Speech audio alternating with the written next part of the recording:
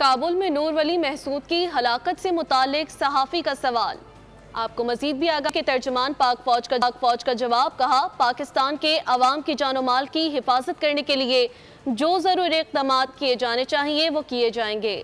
افغانستان پاکستان کے خلاف گردی کے لیے بیس کے طور پر استعمال کیا جا رہا ہے، اس کے ثبوت اور شواہد موجود ہیں۔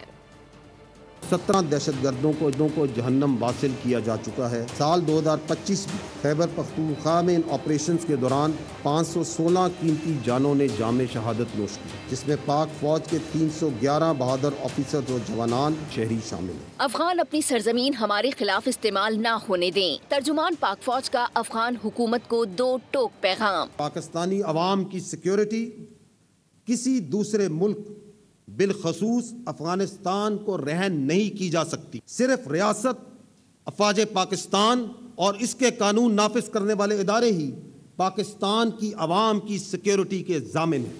لیفٹیننٹ جنرل احمد شریف چودھری نے کہا کہ افغانستان اپنی سرزمین کو نان اسٹیٹ ایکٹرز کی آماج گاہ نہ بننے۔ ترجمان پاک فوج کے مطابق افغانستان میں تمام قسم کی دہشت گرد تنظیمیں ہیں۔ افغانستان میں ہر دہشت گرد گروہ کی کوئی نہ کوئی شاخ موجود ہے۔ سعودیہ سمیت دیگر ممالک نے بھی افغانستان کو سمجھانے کی کوشش کی۔